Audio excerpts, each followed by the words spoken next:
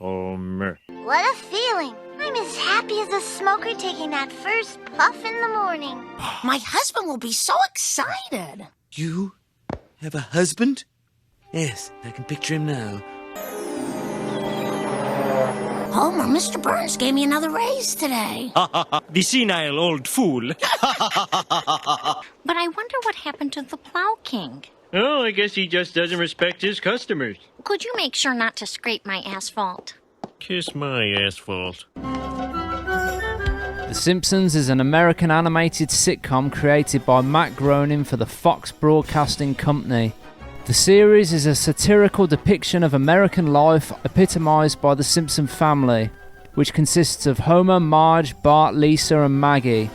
The show is set in the fictional town of Springfield and parodies American culture, society, and television. Since its debut on December 17, 1989, 717 episodes of the show have been broadcast. It is in the longest-running American animated sitcom series, longest-running American sitcom, and the longest-running American scripted primetime television series, both in terms of seasons and number of episodes. The Simpsons received acclaim throughout its early seasons in the 1990s, which are generally considered its golden age. Since then, it's been criticised for a perceived decline in quality. For this retrospective, I will be covering Season 4 of The Simpsons. I chose to begin with this as it is considered by many, myself included, to be their best season. Episode 1, Camp Crusty. Bart and Lisa are excited for their upcoming visit to Camp Crusty, a summer camp run by Krusty the Clown. Homer conditions Bart's visit on getting a C- average on his report card. After getting a D- in each subject from Mrs. Krabappel, Bart changes his grades to straight A's. Homer chides Bart for not faking plausible grades but lets him attend camp anyway, deeming Bart's failure to uphold their deal as a miscommunication on his part, and that he didn't want Bart hanging around all summer anyway. Hey, Plus! You don't think much of me, do you, boy? No, sir. D turns into a B so easily. You just got greedy. The camp's director, Mr. Black, has licensed Krusty's name from the comedian. The campers soon discover that Camp Krusty is a dystopia. The local bullies, Dolph, Jimbo and Kearney, are the camp counsellors who take the kids on death marches, feed them nothing but gruel, and force them to make knockoff wallets for export. All this while enjoying deluxe accommodations themselves. Meanwhile, Homer and Marge enjoy their summer alone. Homer even loses weight and regains some of his lost hair. Lisa describes the camp's brutal conditions in a letter to her parents, but they think she's exaggerating and actually having fun. Bart hopes Krusty will save them, but Krusty is visiting England for the Wimbledon tennis tournament and is unaware of the camp's brutal conditions. Point and game Becker. And will the Harlequin in the third row please keep his voice down? To placate the restless campers, Mr. Black informs them Krusty has arrived. He presents a drunken Barney dressed as Krusty, but the ruse fails to fool the children. Bart leads the campers in revolt, driving out Mr. Black and the bullies and changing the camp's name to Camp Bart. During a televised report by Kent Brockman, Bart explains the camp's deplorable conditions sparked the uprising. The stress of seeing Bart as the rebellion's leader causes Homer to instantly lose his regrown hair and regain his lost weight. Krusty is called away from his vacation to deal with Camp Krusty's conditions. The campers do not believe he is the real Krusty until a search reveals his identity. Krusty apologises to the kids for their ordeal, explaining Mr. Black and his minions bribed him with a dump truck full of money. As compensation, Krusty takes the campers to the happiest place on Earth, Tijuana, Mexico. Episode 2, A Streetcar Named Marge. When Homer, Bart and Lisa are watching a beauty pageant on television, Marge announces that she's going to audition for a local musical production of A Streetcar Named Desire. She explains that she wants to meet new people as she usually spends all her day caring for Maggie. The family ignores her and she leaves for the audition feeling unappreciated by Homer. The musical O Streetcar is directed by Llewellyn Sinclair. After Ned is cast as Stanley Kowalski, Marge auditions for Blanche Dubois. Llewellyn immediately rejects Marge, explaining that Blanche is supposed to be a delicate flower being trampled by an uncouth lout. However, as a dejected Marge calls home and takes Homer's dinner order, Llewellyn realises that she is perfect for the role. Homie, I didn't get the part. You were right. Outside interests are stupid. I'll come home right away. All right, I'll pick up a bucket of fried chicken. The next day, Maggie causes distractions when Marge brings her to rehearsal, so Luann tells Marge to enroll the baby at the daycare centre. The Ayn Rand School for Tots is run by his sister Mrs. Sinclair, who immediately confiscates Maggie's pacifier. During rehearsal, Marge struggles with a scene in which Blanche is supposed to break a glass bottle and attack Stanley, but she cannot muster up enough strength towards Stanley to break the bottle. After coming home, Marge asks Homer to help her learn her lines, but Homer is uninterested. Maggie and the other babies later engage in an attempt to retrieve their pacifiers, but Mrs. Sinclair thwarts their efforts and sends Maggie to a playpen. The day before the performance, Marge and Ned are again practicing the bottle scene as Homer arrives to drive Marge home. Homer repeatedly interrupts the rehearsal. Imagining that Stanley is Homer, Marge finally smashes the bottle and lunges at Ned. Dad, you're supposed to overpower her. I'm trying. The next day at the daycare centre, Maggie again attempts to regain her pacifier. With assistance from fellow babies following a complicated plan, she succeeds and wildly distributes pacifiers to all the small children. Homer retrieves her and he and his children go to attend the musical. Homer immediately falls into boredom, but he perks up when Marge appears on stage. While Homer slowly learns the show's plot, he appears sad. At the end of the musical, Marge receives a warm reaction from the crowd, but she misinterprets Homer's sadness for boredom. She confronts him with frustration and hostility, but Homer is able to explain that he was genuinely moved by the play. He feels for Blanche's situation, and he realises Marge's feelings along with it. He expresses his intentions to be the husband that she deserves, not like Stanley who rejects and mistreats his wife. Marge realises that Homer really did watch the musical, and the two happily leave the theatre. Episode 3, Homer the Heretic. On a frosty Sunday morning, Marge gathers the family to go to church. Homer refuses to go, much to her annoyance and dismay. He stays behind as he sleeps in late, dances in his underwear, makes his special waffle recipe, wins a radio trivia contest, watches an action-packed football game, and finds a penny. Homer attributes his good fortune to skipping church and declares it the best day of his life. Meanwhile, Marge and the kids shiver their way through the sermon, only to find themselves trapped at the end since the door is frozen shut. The congregation is forced to stay longer while groundskeeper Willie defrosts the door. Give it a little more gas. Know what I think would help? What? What would help? When she and the children finally get home, Marge tries to persuade Homer to go to church again. That night, Marge prays for Homer at her bedside. Homer tries to entice her to join him in bed, but then falls asleep suddenly and has a dream in which God personally appears to him. God is enraged with Homer for forsaking his church, but agrees to let Homer worship in his own way. Homer starts following his own religion, tailored to his own personal tastes, including holidays he invents to get out of work. Marge, Reverend Lovejoy and Ned attempt without success to bring Homer back to the congregation. Hey, dig this. God said to Noah, there's gonna be a floody. One Sunday morning, while everybody is at church, Homer falls asleep on the couch, smoking a lit cigar, which ignites magazines and ultimately sets the whole house ablaze. Homer wakes up but is quickly rendered unconscious from smoke inhalation. Apu, chief of Springfield's volunteer fire department, rushes to the Simpsons' house with other firefighters, including Crusty the Clown, Chief Wiggum and Barney. Meanwhile, Ned runs into the burning house to rescue Homer and pulls him out just as the firefighters arrive. After the fire is extinguished, Homer declares that God was delivering vengeance. Reverend Lovejoy counters that God was working through Homer's friends, despite their different faiths. Homer agrees to give church another chance, and the next Sunday is there, yet snoring loudly through the service. God consoles Homer on the failure of his religion and is about to tell him the meaning of life when the credits begin. Episode 4, Lisa the Beauty Queen. Springfield Elementary School holds a school fair where Lisa purchases a character of herself drawn at a carnival booth. She is horrified at the unflattering drawing and the reaction of the surrounding crowd and feels she is unattractive.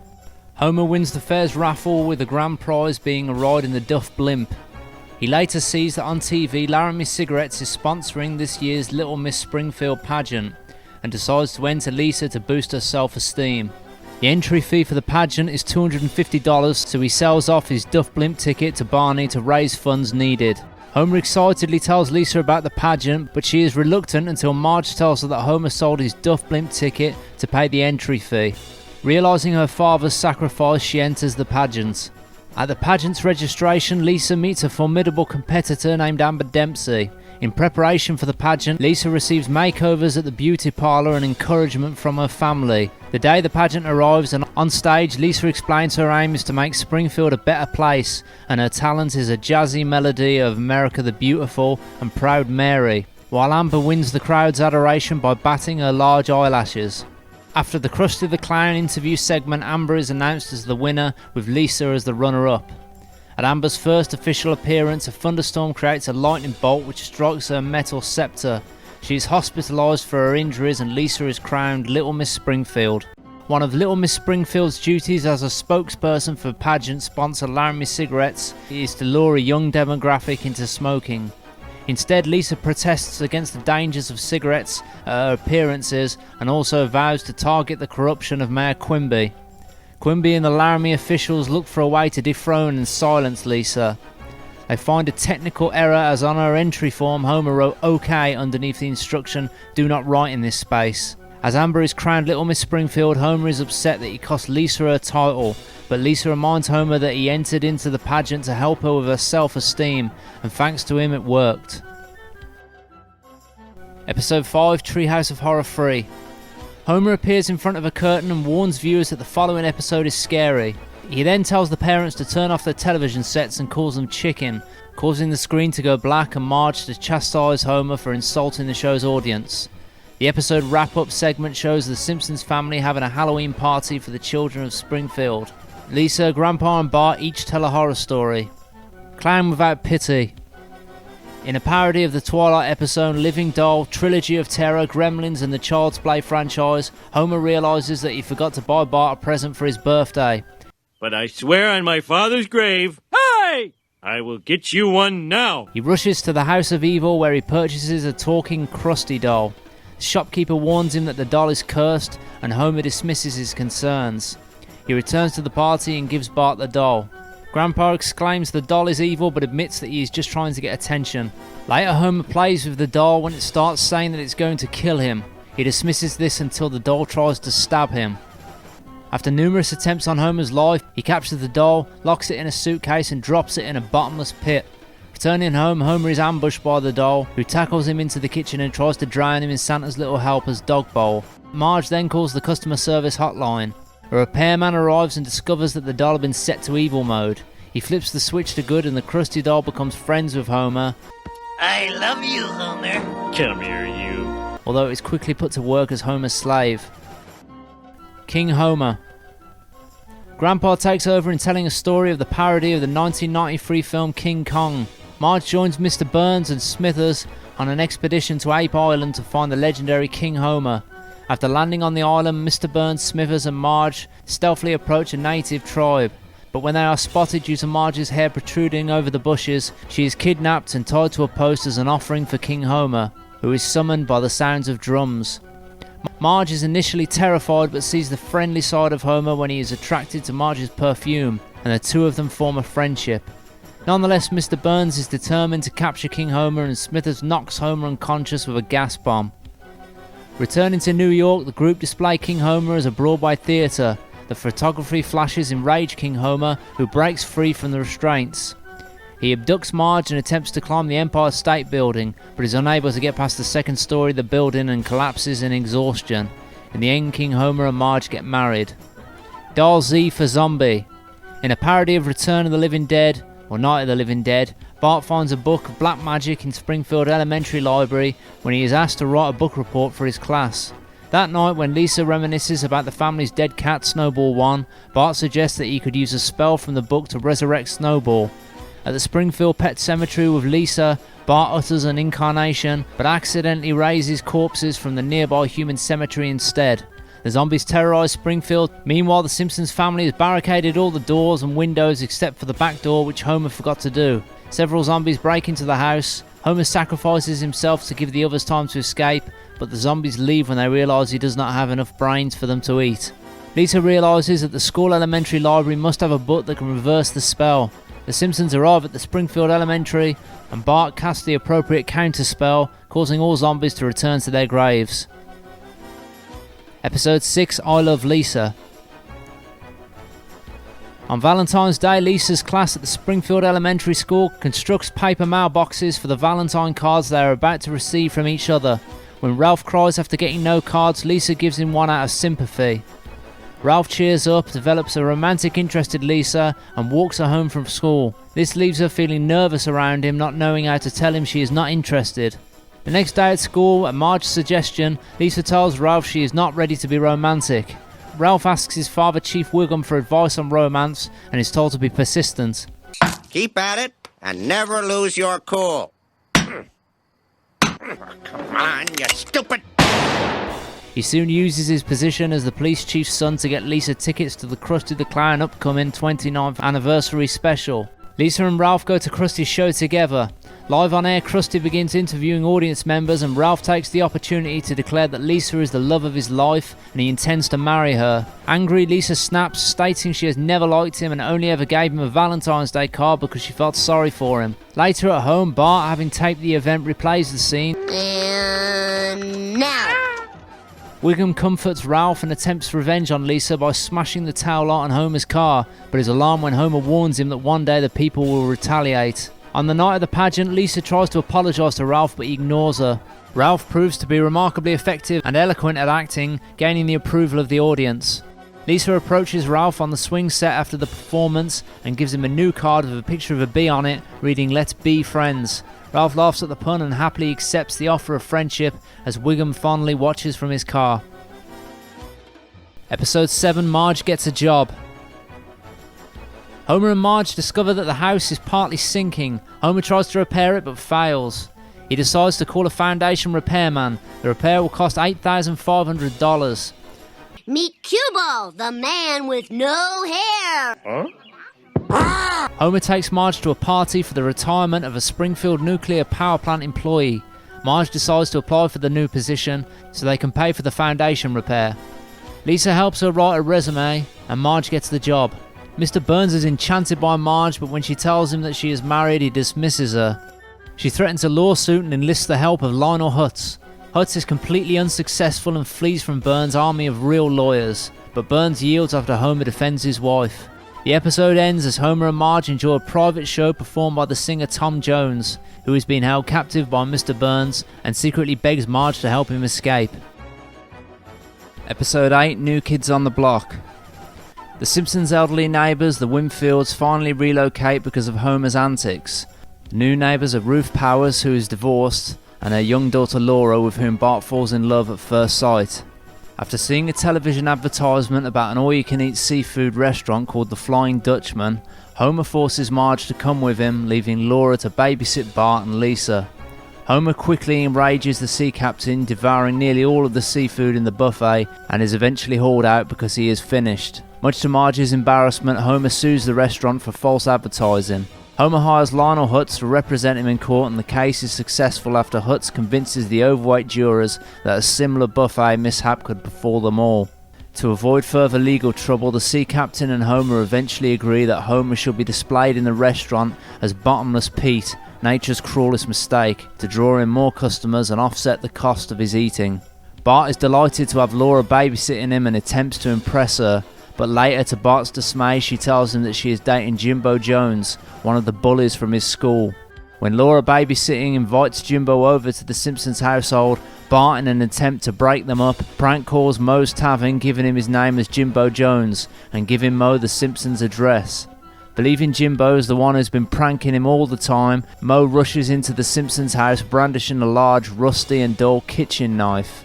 He finds Jimbo, who bursts into tears and begs for his life. Moe then spares him. Laura then breaks up with Jimbo for not being the tough outlaw she thought. She tells Bart that she would certainly date him if he were older, and the episode ends with the pair laughing after a prank call to Moe's Tavern. Episode 9, Mr. Plow. Springfield is hit by a blizzard, so Marge calls Homer at Moe's Tavern and tells him to come home. On the way home, Homer's view is obscured by the snow and he crashes into the family's station wagon. As both cars are completely totaled, Homer begins searching for a new car, and after several unsuccessful attempts, the family go to a car show. After an unsettling encounter with Adam West... And how come Batman doesn't dance anymore? Remember the bat to see?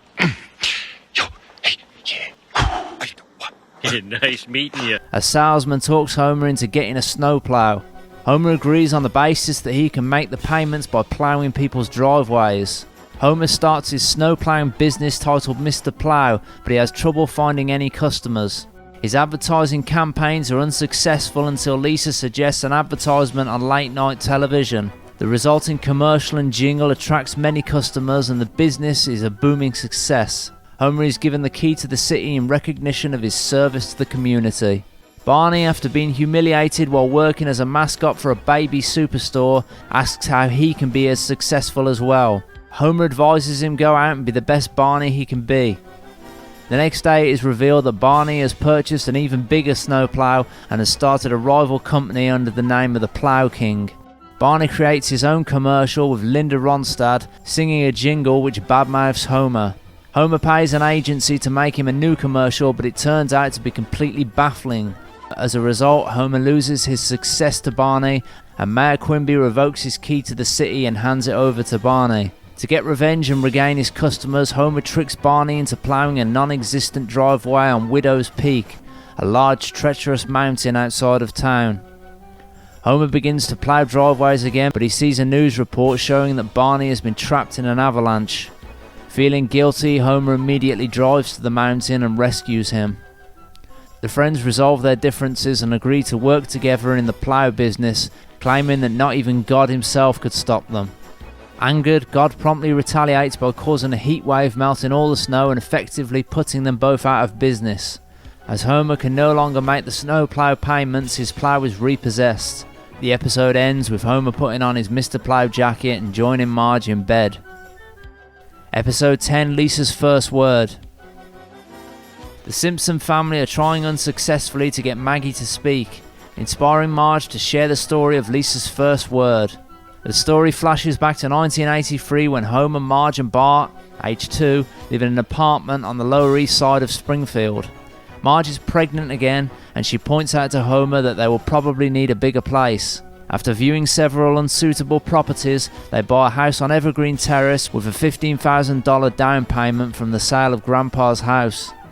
In 1984, the Simpsons move there and meet their new neighbours Ned Flanders and his family. Meanwhile, Krusty the Clown begins a promotion for the 1984 Summer Olympic Games with his Krusty Burger chain. The promotion is a scratch and win game where customers can win free Krusty Burgers if America wins a gold medal, but the game cards are rigged to feature events that the athletes from communist countries are most likely to win. But after this, Krusty receives word of the Soviet boycott of the Olympics, which will cause them to lose $44 million from all the burgers they will have to give away. You personally stand to lose $44 million. Bart will have to give up his crib for the new baby, so Homer builds him a new bed shaped like a clown. But it is so badly made that Bart is terrified of it. Lisa is born and gets all the attention, and Bart takes an immediate dislike to her. I personally am gonna spit in every 50th burger. I like those odds. He is about to run away when Lisa says her first word. Bart! He is thrilled and Marge explains that Lisa adores him. Bart and Lisa hug each other and they think it's funny that they both call Homer by his name rather than Daddy as he wishes. In the present day, Homer puts Maggie to bed. As soon as she turns off the light and closes the door, Maggie takes her pacifier out of her mouth and says Daddy. Daddy. Homer's triple bypass. One night while eating junk food and watching TV in bed, Marge warns Homer against his unhealthy dietary habits. He begins feeling chest pains which return the next morning at breakfast. Marge prepares a special surprise breakfast for him of oatmeal, and Homer refuses to eat it, claiming that there is a bug in it. While driving to work, Homer's chest pains worsen, but he chalks the irregular thumping down to a problem in his car's transmission. Keep hearing this horrible irregular thumping noise. It's your heart, and I think it's on its last thump. At work, Mr. Burns calls Homer in to reprimand him for his poor work performance, taunting him with dismissal all the while. Relax, Simpson. I just brought you in here for a friendly hello. And goodbye! You're fired! Homer's chest pains get worse, and when he is told he is a terrible worker, he suffers a heart attack and collapses. When Smithers tells Burns that Homer is dead, Burns asks him to send a ham to his widow. At that moment, after hearing the word ham, Homer's soul returns to his body. He regains consciousness and the ham is cancelled. Later, Dr. Hibbert advises Marge that Homer needs a triple bypass.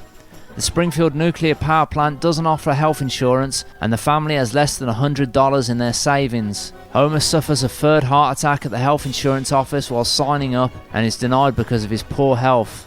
Homer asks Reverend Lovejoy and Rabbi Hyman Kristosky for $40,000 but is unsuccessful. Left without options and sure he'll die before he gets the much needed surgery, Homer and Marge see a TV commercial for Dr. Nick Riviera, who performs bargain basement surgery for $129.95. Despite Dr. Nick's obvious gross incompetence, Homer sees the good doctor as his only chance to have the surgery done at an affordable price. While hospitalised, Homer, to his dismay, discovers Ned Flanders, who is donating a kidney and a lung. Dr. Nick Riviera, please report to the coroner immediately. The coroner? I'm so sick of that guy. On the day of the surgery, Nick proceeds with the surgery but quickly realises he doesn't know what to do. Fortunately, Lisa has studied the surgery and tells Dr. Nick that in order to begin the surgery he must cut below the blockage, and Dr. Nick seems to take it from there. The surgery is a success and Homer makes a full recovery. In the end, Homer's heart, with some help, thumps out the Simpsons theme tune just before the credits roll. Episode 12, Marge vs. the Monorail. When the Environmental Protection Agency finds Mr. Burns $3 million for dumping nuclear waste in a Springfield park, a town meeting is held to decide how to spend the money. After a few suggestions, including one from a poorly disguised Mr. Burns to invest it back into his nuclear power plant, Marge nearly convinces them to repair the rundown Main Street, but a fast-talking salesman named Lyle Lanley leads a song and dance routine that convinces the townspeople to instead build a monorail. It's Truckosaurus, the movie, starring Marlon Brando as the voice of John Truckosaurus. You crazy car. I don't know whether to eat you or kiss you. After running a questionable training program, Lanley randomly selects Homer as the monorail's conductor. Doubtful about Lanley, Marge visits his office and discovers he intends to run off with all the money he skimmed from the project, leaving the townspeople with a defective train. Marge drives to the town of North Haverbrook, a previous purchaser of one of Lanley's monorails. She discovers the town and its monorail in ruins. She meets Sebastian Cobb, the engineer who designed it, and he confirms that all of Lanley's monorail projects are scams. He cut corners everywhere. Bad wiring, faulty brakes. As a celebrity on the maiden voyage was Gallagher. Cobb then offers to help Marge prevent Springfield from suffering the same fate. At the Springfield monorail's first run, Lanley arranges for Leonard Nimoy to be present at a well-attended opening ceremony, which in itself is a diversion that enables him to escape on a plane to Tahiti. When the flight makes an unexpected stopover in North Haverbrook, the townsfolk storm the aircraft to attack Lanley for ruining the town. Back in Springfield, the monorail leaves the station just before Marge and Cobb arrive and soon goes out of control. This causes the solar-powered train to overspeed round the track, endangering Homer, Bart and everyone on board. We can just shut off the power. No such luck. It's solar-powered. Solar power. When will people learn? The train stops briefly during a solar eclipse, then starts again. As Chief Wiggum and Mayor Quimby argue over who takes charge, Marge and Cobb contact Homer by radio and Cobb tells them that he must find an anchor to stop the train. Think harder, Homer. Improvising quickly, Homer prizes loose the metal M from the engine's side logo, ties a rope to it and throws it from the train. After damaging a large portion of the town, especially the already derelict roads, the M catches on the giant donut of the Lard Lad donut sign store and the rope holds, stopping the monorail. As all the passengers are rescued, Marge conducts that the monorail was the one foolish project the town ever embarked on, except for the skyscraper made of popsicle sticks, a 50-foot magnifying glass and an escalator that leads to nowhere. Episode 13, Salmas Choice. After watching an advertisement on television for Duff Gardens, Homer, Bart and Lisa decide to go. As they prepare to go, Marge tells them that their great aunt Gladys has died and they will be going to a funeral instead. The Simpsons, along with Marge's sister Patty and Selma, drive to Little Neck Falls to attend the funeral and the reading of her will. On the video will, great aunt Gladys advises Patty and Selma not to die alone as she did. Don't die lonely like me. Raise a family. And do it now! Selma hears the ticking of her biological clock and decides she wants a child. Salma tries video dating, a love potion, and flirting with a bag boy before eventually going on a date with Hans Mollman after revoking his license at the DMV. All goes well until Hans tries to kiss her goodnight. Salma envisions her future and then kicks Hans out of the car. When the day comes for Homer to take Bart and Lisa to Duff Gardens, he falls ill from food poisoning after eating a hoagie that became spoiled weeks earlier. I really think you should throw it away. Suggestion noted. In an attempt to give Salma a good taste of motherhood, Marge arranges for her to take the kids to Duff Gardens while she stays home to look after Homer. At Duff Gardens, Bart and Lisa wear Salma out, especially when they decide to go on the Little Land of Duff ride, where Bart dares Lisa to drink the water. When Lisa takes a sip, she begins hallucinating and wanders away. I can see the music. While Salma is looking for Lisa, Bart gets trapped on a roller coaster. Lisa is then found swimming nude by some workers and is returned to Salma.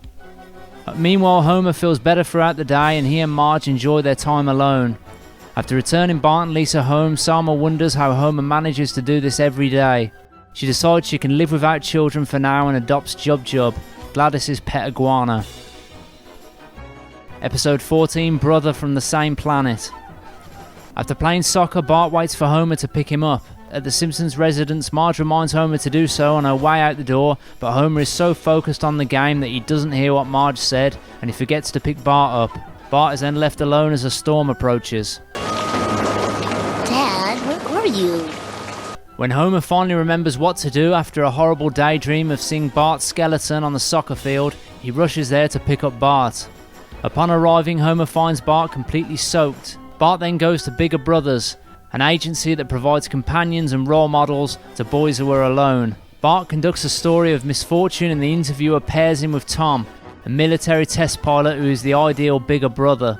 Bart's dad has really pulled himself together. Homer finds out about this and, taking revenge, becomes the bigger brother of a young poor boy named Peppy.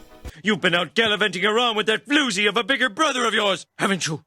Haven't you? Look at me. It is Bigger Brother's Day at Marine World when Homer and Tom confront each other and there is a prolonged cinematic fight between them. Look, there's another disadvantaged boy. Where? Homer is finally defeated.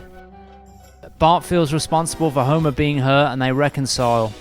Tom becomes Peppy's bigger brother and they walk away together into the sunset. Meanwhile, Lisa runs up enormous telephone bills calling to the Corey hotline, her favourite teen heartthrob. She also sneaks calls at Dr. Hibbert's office and at Springfield Elementary. Marge urges her to go up until midnight without calling. Her addiction will be conquered if she can. Listen to your mother, Lisa. I owe everything I have to my mother's watchful eye and swift hand. Oh, there's Mother now. Watching me. What's that, Mother? And though tempted, Lisa succeeds. Episode 15, Itchy and Scratchy the Movie.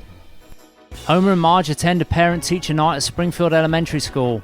Although Miss Bouvier tells Homer that Lisa is doing well, Miss Crabapple tells Marge that Bart is continually causing trouble. She urges Homer and Marge to enforce stronger discipline and plants the idea that Bart could grow up to become a Supreme Court justice if he turns his life around. The two return home to find that Bart had stolen and broken Grandpa's false teeth.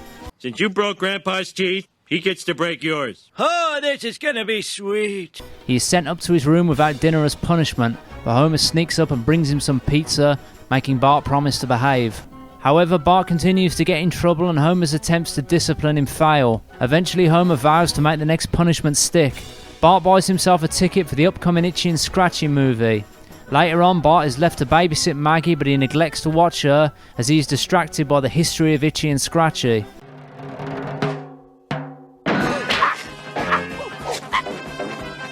She takes Homer's car for a joyride and crashes into the wall of Springfield Prison, releasing all the prisoners. An angry Homer then punishes Bart by banning him from ever seeing the Itchy and Scratchy movie, tearing up Bart's ticket in the process.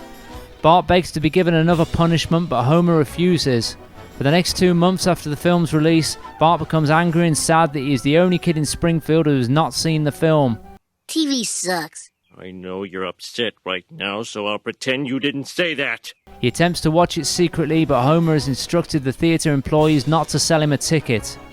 Marge and Lisa unsuccessfully beg Homer to change his mind, with Marge claiming Bart has been punished enough. Eventually the film is removed from theatres and Bart reluctantly tells Homer he won, to which Homer replies that they both won because using his punishment, Bart will grow up to be responsible for his actions. Well, Dad, I guess you won. No, son, we both won. 40 years later, Bart, now Chief Justice of the Supreme Court, and Homer, a senior citizen, walk down the street and discover the film is back on local theatres as a classic re-release. The episode ends with the two of them watching the film happily together. Episode 16, Duffless. While having breakfast with her family, Lisa shows them a project for an upcoming science fair, a steroid-enhanced tomato she hopes will cure world hunger. I thought I'd investigate the effects of cigarette smoking on dogs. At school 3 days before the fair, Lisa leaves her tomato in Bart's care for a moment and he hurls it at Principal Skinner. When Lisa returns, she is furious. She asks Marge for help, who suggests she run a hamster through a maze. Lisa likes the idea but instead pits a hamster against Bart to find out who is smarter. After 2 easy tests, the hamster leads 2-0. Bart later discovers her plan to humiliate him and preempts them with a project of his own. At the fair, he shows her hamster in the cockpit of a miniature plane. Despite Lisa's objection concerning the lack of scientific merit, everyone is distracted by how cute the hamster is, and a proud Skinner hands Bart the winning ribbon. Meanwhile, Homer sneaks out early at the Springfield nuclear power plant and accompanies Barney on a tour of the Duff Brewery. Gummy beer. Afterward, Homer refuses to let a drunk Barney drive home and forces him to hand him the keys. Okay, you leave me no option! On the way out of their parking lot, their car is pulled by Chief Wiggum. They administer a breathalyzer test to Homer, which he fails. He is arrested, losing his license, and must attend traffic school and Alcoholics Anonymous meetings. So they say I might have a problem. In bed, Marge gives Homer a magazine quiz about his drinking. Hearing Homer's answers, Marge asks him to give up beer for a month, and he agrees to. He's kicked out of the Alcoholics Anonymous meeting when he admits to trying to eat the beer-stained dirt underneath the bleachers of a football stadium. Through the days, changes like losing weight, saving over $100 and not sweating while eating occur. After 30 days of sobriety, despite many temptations, Homer goes back to Moe's bar for a beer. After seeing the condition of the other barflies, Homer thinks twice and then leaves. You'll be back, and so will you, and you, and you. The episode ends with a sober Homer and a happy Marge riding a bike into the sunset. La la la la la la la la la la. Episode 17, Last Exit to Springfield. Mr. Burns sits in his office awaiting the leader of the Springfield chapter of the International Brotherhood of Jazz Dancers, Pastry Chefs and Nuclear Technicians. While reading through a proposed contract, Burns becomes disgusted with its demands and reminisces about simpler times. He then decides to challenge the union by revoking their dental plan. Meanwhile, at Painless Dentistry, the Simpsons children are getting their teeth checked. Has she been sucking on a pacifier? Not to my knowledge. Liar! It is discovered that Lisa needs braces. When Marge informs Homer, he tells her that the dental plan that the union won during a strike will cover the cost. Where's my burrito? Where's my burrito? Oh! But later at a union meeting, Carl announces that the newest contract requires them to give up their dental plan in exchange for a free keg of beer. So long, dental plan! Homer slowly comprehends that giving up their dental plan would require him to pay for Lisa's braces. He then jumps into action, reminding everyone how their dental plan has helped them all. Carl proposes that Homer be the new union president, and he is promptly elected by a nearly unanimous vote. Burns watches Homer on his hidden camera and is intimidated by his energy. Simpson, eh? New man? Actually, sir, he thwarted your campaign for governor. You ran over his son. He saved the plant from meltdown. His wife painted you in the nude. Doesn't ring a bell. He invites Homer to his office with the intent of bribing him, but Homer misconstrues Burns' sly innuendos as sexual advances. Homer declares that he's not interested and promptly leaves. Meanwhile, after learning the family has no insurance to pay for the visible braces, Lisa's dentist fits her with the cheapest braces available, causing her self-esteem to drop. Burns sends hired goons to the Simpsons' house in order to take Homer back to his manor to negotiate. And this is my basement. Gee, it's not as nice as the other rooms. Yes, I really should stop ending the tour with it. While Burns is setting the agenda for the discussion, Homer is struck by the urgent need to use the restroom. He asks Burns where the restroom is and leaves. His delayed attempts to find it lead Burns to conclude that Homer is a tough negotiator who is unwilling to hear him out. Later at a union meeting, Homer tries to resign, tired of meeting with Mr. Burns. The union misinterprets his frustration, and the members nearly unanimously decide to strike. I've been meeting with Mr. Burns day and night, and I've had enough. Strike, strike, strike! Burns is undeterred by the strike and tries several methods of breaking it, but fails. On edition of Kent Brockman's talk show, Burns threatens dire events if the strike is not concluded. With us tonight are plant owner C.M. Burns, union kingpin Homer Simpson. Homer, organized labor has been called a lumbering dinosaur. Burns and Smithers march to a secret room in the power plant and turn off the power for the entire town. The strikers do not lose hope and begin to sing. Burns, confident he has broken the union's spirit, steps out to his balcony to hear their reaction, but is disarmed by the unity and optimism. Burns finally calls a meeting with Homer to conclude their demands on one condition, that Homer resign as union president. Homer celebrates madly, leading Burns to finally realise that Homer is not the brilliant tactician he thought he was. The episode ends with the Simpsons family and the dentist laughing together because the dentist has forgotten to turn off the nitrous oxide. Episode 18, So It's Come to This, a Simpsons clip show. On April Fool's Day, Homer plays multiple pranks on Bart, including putting tape over Bart's eyes, making him believe he was blind, and also having left the milk on the radiator. You're going down, Homer. I'm gonna fool you. You talk better than you fool. I'll fool you up real nice. Angered by the numerous tricks he has fallen for, Bart decides to try and get revenge. Although unsure at first, Bart realises that Homer's Achilles heel is drinking beer, and after Homer accidentally drops a can which fizzes out, Bart decides that he should shake up a beer using a paint shaker at a hardware store.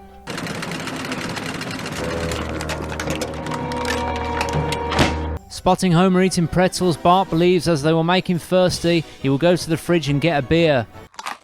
So thirsty. What are you gonna do? Homer, however, despite feeling thirsty, denies the idea of going to the fridge for beer, angering Bart. Bart then turns up the heating in the house, which begins to make Homer sweat and draws him to the point of going to the fridge for a beer.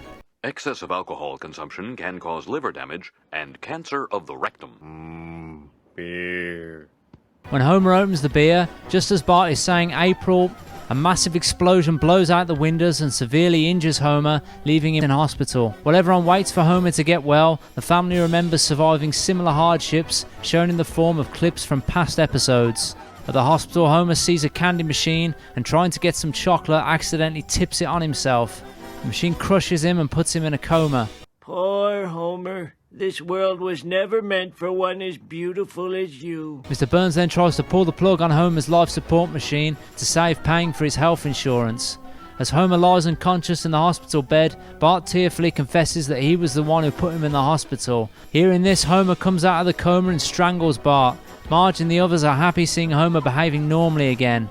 The episode ends with Homer still under the assumption that it is April Fool's Day, trying to fool the family by stating that he is taking them to Hawaii.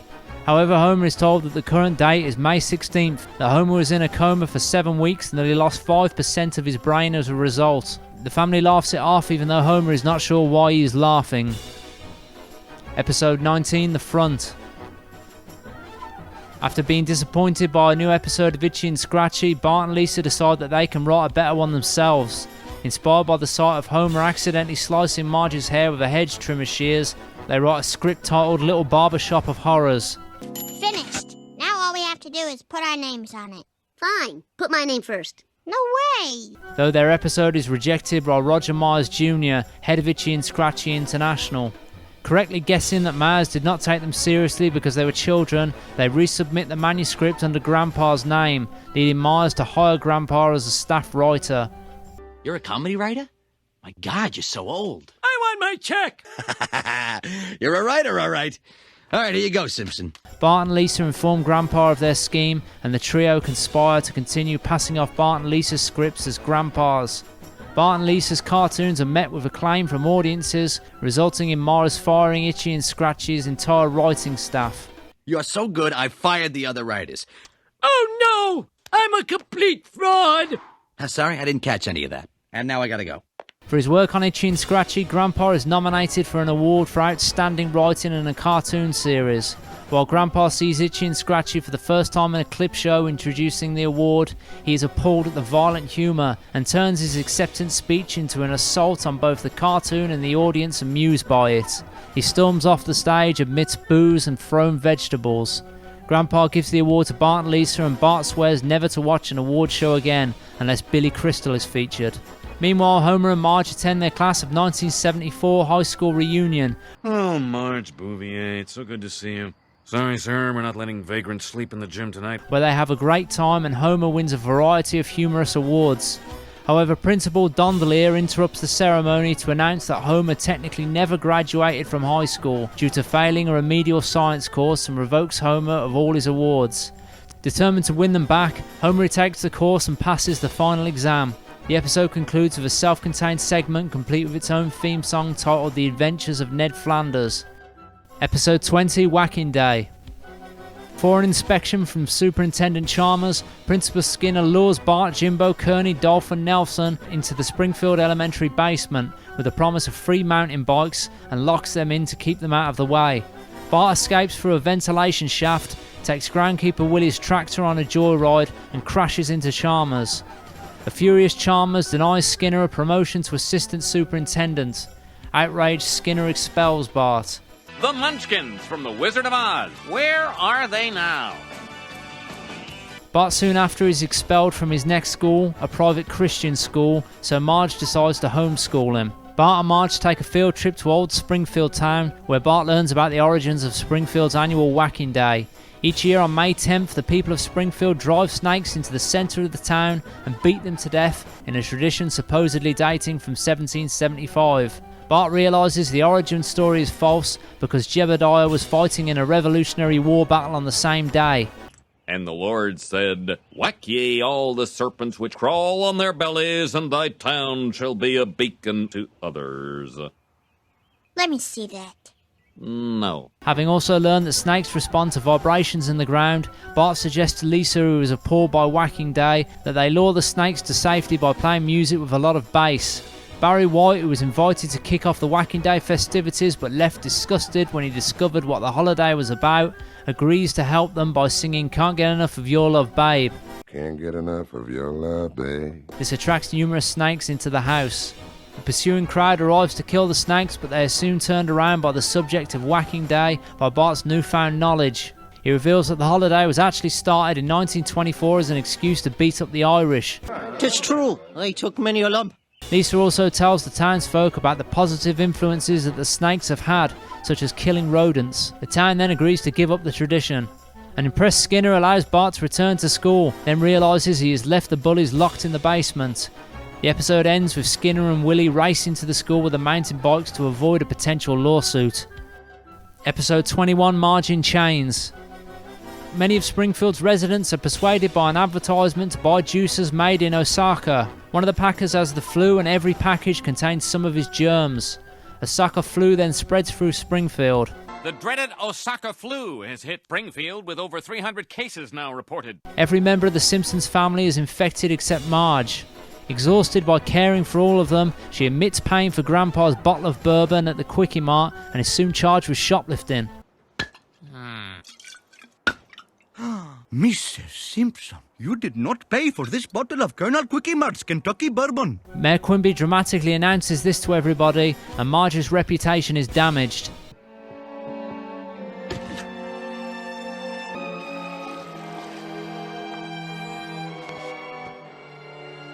Just wash your hands and get out. The family hires Lionel Hutz to defend her. He is unsuccessful. Delicious bourbon, brownest of the brown liquors. So tempting. Excuse me. Hello, David. I'm really tempted.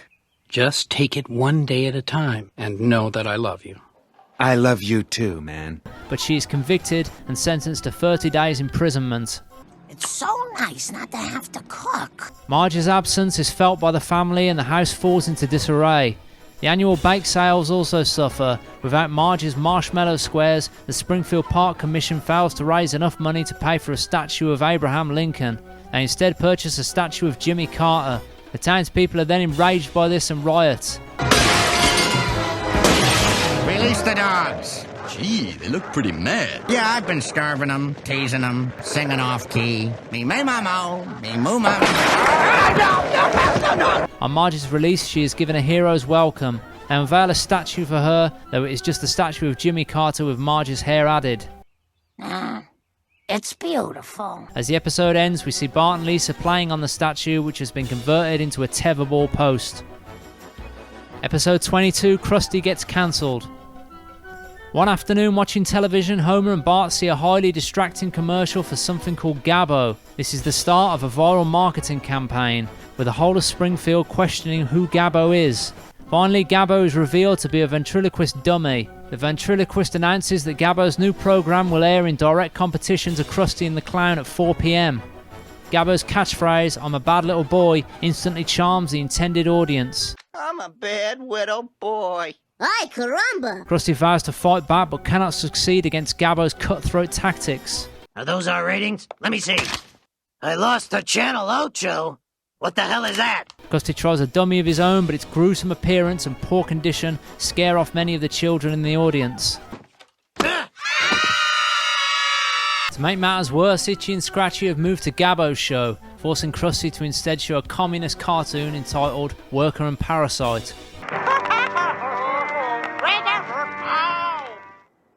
What the hell is that? Eventually, Krusty's ratings hit rock bottom and his show is cancelled. Well, that's it. We've been cancelled. I think we can be proud that we never did a bad show. Left without work and having no nest egg, Krusty falls on hard times and begins suffering from depression. Bart and Lisa, unimpressed with Gabbo, decide to help Krusty. Bart sneaks into the studio and secretly records Gabbo referring to the children of Springfield as SOBs. All the kids in Springfield are SOBs. This then damages Gabbo's reputation. Gabbo's kind of language has no place on or off TV. That ought to hold those SOBs. What the? After visiting Krusty and seeing photos of him with a series of major celebrity friends, Bart and Lisa suggest that he host a comeback special. They begin recruiting major celebrities to appear on Krusty's couch, such as Bette Midler, Johnny Carson, the Red Hot Chili Peppers, Hugh Hefner and Luke Perry. They also try to recruit Elizabeth Taylor, but her agent declines the invitation before they can speak to her. During his depression, Krusty gains an enormous amount of weight. Bart and Lisa then help Krusty get back into shape before the special airs. Oh, why am I bothering? Hi, kids. It's me, Gabbo. Pork prices rose, eh? Krusty tries to tempt his former partner Sideshow Mel, who is now working in a fast food restaurant, into rejoining the comeback special. But Mel declines because of all the physical abuse that Krusty has subjected him to. Krusty's comeback special features his surprise reunion with Sideshow Mel, Perry getting shot out of a cannon, the Red Hot Chili Peppers singing Give It Away, Carson lifting a 1987 car over his head, Hefner playing Peter and the Wolf, and Krusty and Bette Midler singing Wind Beneath My Wings. The show is a great success and Krusty's career is back on track. Afterwards, everyone heads to Moe's Tavern for an after party. The episode ends with them toasting Krusty and watching Carson as he plays the accordion while balancing Grandpa and Jasper on his head. That's all right, Krusty. We're getting 50% of the t-shirt sales. What? That's the sweetest plum!